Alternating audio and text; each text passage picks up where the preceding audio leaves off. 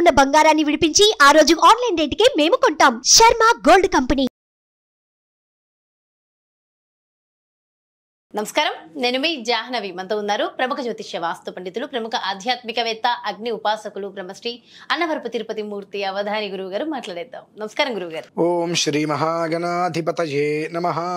అయితే గురువు గారు, పుష్కరాలు, నర్మదా నది తీర పుష్కరాలు ప్రారంభం కాబోతున్నాయి. అసలు పుష్కరాల వెనుకున్న అసలు ఆంతర్యం ఏమిటి? ముఖ్యంగా పుష్కర స్నానాలు ఎందుకు ఆచరించాలి? చాలా ఇంపార్టెంట్. నేను విన్నాను రీసెంట్గా, ఇందులో వాస్తవికత ఎంత అనేది మీరే చెప్పాలి. ముఖ్యంగా కొన్ని రాసుల వారు ఖచ్చితంగా పుష్కర స్నానాలను ఆచరించాలి అంటున్నారు. ఇది నిజంగా వాస్తవమేనా? దానికి సంబంధించి, అసలు పుష్కరాలకు సంబంధించి దానివల్ల కలిగే ఫలితాలు, పూర్తి వివరాలు అందించండి. పుష్కరము అనగా 12, ఒక్కొక్క నదికి 12 సంవత్సరాల తర్వాత వచ్చేటువంటి పండుగ. ఎలా అయితే కనుక మనకు ఆలయాలు ఉంటాయి కదండి, ప్రతి ఆలయానికి కుంభాభిషేకం అనేటువంటిది ఒకటి ఉంటుంది. ప్రతి సంవత్సరం చేయలేరు కాబట్టి 12 సంవత్సరాలకి ఒకసారి కుంభాభిషేకం చేస్తుంటారు. ఎందువల్ల చేస్తూ ఉంటారంటే అది మళ్ళీ కూడా ఆ శక్తిని పెంపొందించుకోవడం కోసం. అయితే ఇక్కడ ఈ పుష్కరము అనేటువంటి పరిస్థితులలో బృహస్పతి అంటే దేవగురువు ఆ తీర్థంలోకి, ఆ రాశిలోకి ఆ సమయంలో 12 సంవత్సరాలకి ఒకసారి ఆయన ప్రవేశిస్తూ ఉంటాడు. ఆ ప్రవేశించినటువంటి పుణ్య సమయం పుష్కరి నది. అది ఏ ఒక్క తీర్థంలో ఉంటే ఆ ఒక్క నదికి పుష్కరము. ఆ పుష్కరుడు అనేటువంటి దేవతలందరూ కూడా ఆ నదిలోనే నివసించి ఉంటారు ఆ సంవత్సర కాలం పాటు, ప్రధానంగా మొదటి 12 రోజుల పాటు. అందుకని కుంభమేళా అని అంటే అసలు నాగసాధువులు కొన్ని లక్షలలో నార్మల్గా మనకి ఎక్కడ కనిపించరు. ఆ కుంభమేళా అంటే వచ్చేస్తారు. ఎక్కడి నుంచి వస్తారు ఎవరికి కూడా తెలియదు, ఎటు వెళ్ళిపోతారు ఎవరికి తెలియదు. అవును, పుష్కరాలు అనేసరికి అక్కడికి వచ్చేస్తారు, కుంభమేళాకి వస్తుంటారు. అట్లా అలానే ఈ పుష్కరము అనేటువంటిది శరీరంలో ఉండేటువంటి రుగ్మతుల్ని పూర్తిగా తొలగించేటువంటిది, పాపాలన్నింటినీ కూడా హరింపజేసేటువంటిది. దాదాపుగా విచిత్రం చూడండి, పుష్కర సమయంలో స్నానము అంటే మధ్యాహ్న సమయంలో చేసే స్నానం విశేషం. మధ్యాహ్న సమయం, మధ్యాహ్న సమయంలో స్నానం చేయకూడదు అంటారు. అందుకే చెప్తున్నానమ్మా, పుష్కర సమయంలో మధ్యాహ్నం పూట చేసేటువంటి స్నానం చాలా విశేషం. కానీ మధ్యాహ్నం ఎవరు చేయరు, పాపాలన్నీ పోతే ఎత్తా మనం పుణ్యాత్మలు అయిపోతాం కదా. కనుక మధ్యాహ్నం సమయంలో దాదాపుగా ఎండ వస్తుందని కూడా ఎవరు చేయరు. అందులోనూ కూడా ఇప్పుడు వచ్చినటువంటి పుష్కరం అనేటువంటిది నర్మదా, గంగ కన్నా విశేషమైందమ్మా. నర్మదా గంగ కన్నా విశేషమైంది. గంగ ఎక్కడుంటుంది? శివుడి నెత్తి మీద ఉంటుంది. శివుడు ఎక్కడుంటాడు? నర్మదలోనే ఉంటాడు. అంటే గంగా అమ్మవారికి గంగా భూమి మీదకి రావాలని చెప్పి భగీరథుడు తాతగారు, తండ్రి గారు భగీరథుడు కలిపి 1,00,000 సంవత్సరాలు తపస్సు చేస్తే ఆవిడ భూమి మీదకి వస్తుంది. వాయు వేగంగా వస్తుంటే అందరూ భయపడతారు. ఈశ్వరుడు వీళ్ళడంగా ఉంటే అహంకారం నెత్తికెక్కి, శంకర తప్పుకో, నా వేగానికి నువ్వు తట్టుకోలేని చెప్పి ఆవిడ పెడితే, సరే చాలామందిని చూశాను కానీ నీకు చేతని దూకు, ఎందుకంటే వాయువేగంగా వచ్చి ఒక్కసారి ఆయన తల మీద దూకుతుంది. ఆయనకి చీమ పట్టినట్టు కూడా ఉండదు శివుడికి. వెంటనే జటాజూటంలో మొత్తం ఆవిడ్ని చుట్టేస్తాడు. అడిగి ఊపిరాడదు ఇంకా. ఓ నన్ను కాపాడో కాపాడో అంటే కొంచెం ఒక వైపు ధార వదులుతాడు. అమ్మ అని ఊపిరి పీల్చుకుంటుంటుంది ఆవిడ. ఆ గంగ కన్నా 1000 రెట్లు విశేషం నర్మదా. ఇప్పుడు మనకు శివాలయాలు ప్రతిష్ఠ చేస్తుంటాయి కదమ్మా, ఎన్ని శివాలయాలు చేస్తామో అన్నిట్లు దాదాపుగా 98% నర్మదా బాణాలే ఉంటాయి. నర్మదా బాణం ఉంటే నర్మదా నదిలో దొరికేదే శివలింగం. నర్మదా నదిలో కొట్టుకుంటూ వస్తూ ఉంటాయి, అది శివలింగం. ఆ నర్మదా నదికే ఇప్పుడు పుష్కరాలు. ఎంత అదృష్టం చేసుకుంటాం మనము. అందులోనూ కూడా ఈ పుష్కరాలకి చాలా ప్రాముఖ్యమైనటువంటి ప్రదేశం ఓంకారం. ఓంకారంలో కావేరీ నర్మదా సంగమం, అంతర్వాహినిగా వెళ్తాం సంగమం అది. అందులోనూ కూడా దానికి అంత వైభవం రావటానికి కూడా ఇది ఇప్పుడు 800 సంవత్సరాల క్రితం మాట.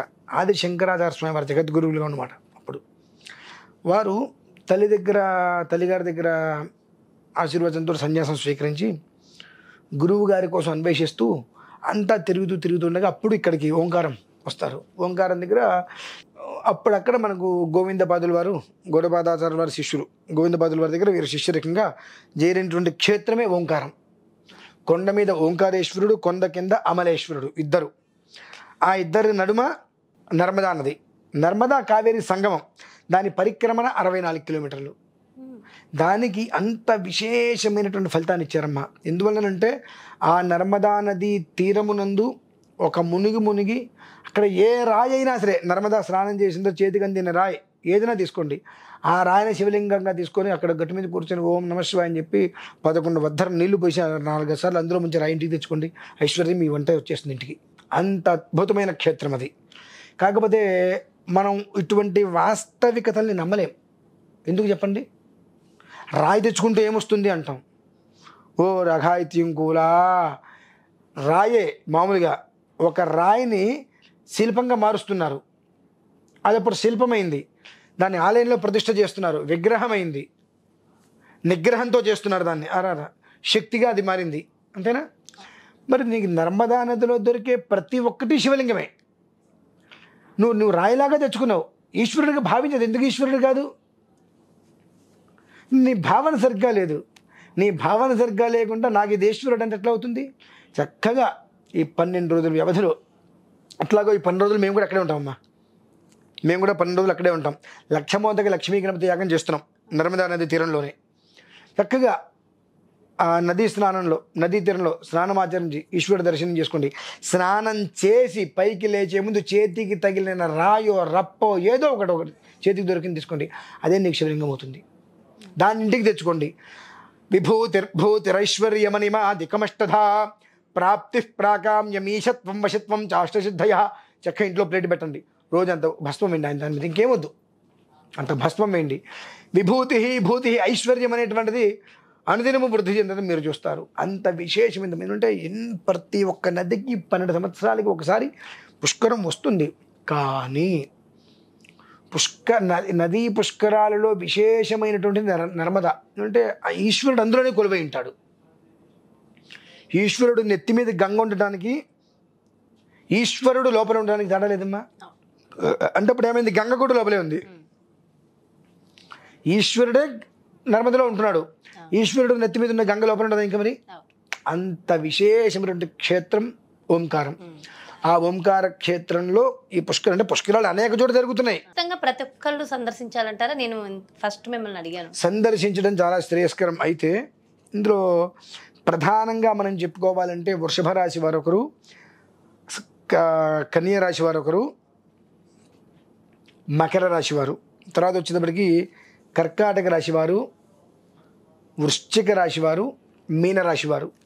ఈ 6 రాశుల వారు మాత్రం ఖచ్చితంగా స్నానం చేసి తీరవలసింది. ఎందువల్లంటే ఇప్పుడు ఈ క్రోధనామ సంవత్సరం ప్రారంభం నుంచే వీళ్ళకి ఎన్ని రకాల ఇబ్బందులు, సమస్యలు, దరిద్రాలు ఉంటాయో అన్నిట్లో కూడా వీళ్ళకి చుట్టుకోవడం ప్రారంభమైంది.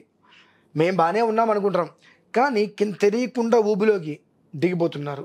వాళ్ళ ఒక్క తొందరపాటు నిర్ణయాలు, ఈగో, అహంకారం, నాకు గొప్ప, నాకు తెలుసు, నేనేం చేయాలో నాకంతా తెలుసులే అనేటువంటి కొన్ని అహంకారమైన ఆలోచనలతోటి, అంటే నుదిత రాత అనేటువంటిది అక్కడ తేడా ఉంది కాబట్టి వాళ్ళకి ఆ బుద్ధులు పుడుతున్నాయి. ఆ బుద్ధులు పుట్టి అందులోంచి పూర్తిగా కూడా పాతాళంలోకి దిగిపోయేటువంటి పరిస్థితులలో ఉన్నారు అన్ని రకాలుగా కూడా. కాబట్టి ఈ యొక్క ప్రమాదం నుంచి ఒక మోస్తరు బయటపడాలి అంటే వీరు ఖచ్చితంగా ఈ 6 రాశుల వారు మాత్రం కనీసం అంటే 12 రాశుల వారు స్నానం చేయవలసినదే, కానీ ఈ 6 రాశుల వారు అనేటువంటిది ఖచ్చితంగా చేసి తీరవలసిందే. అది కూడా ఓంకార క్షేత్రానికి వెళ్ళి కనుక స్నానం చేసినట్లయితే జన్మాభ్యాసాది జన్మ ప్రభృతున్నటువంటి ఆ పాపాల పంకిలంలో ఉన్నటువంటి వాళ్ళు అలా విడిచిపోతారమ్మా. పాప పంకిలం నుంచి చక్కగా నిర్వీర్యమైపోతారు. అలానే అక్కడే మనం ఎట్లాగో లక్షమోదకాలతో లక్ష్మీ గణపతి సహితంగా నవచండీ సహిత రుద్రయాగం కూడా మనం చేస్తున్నాం.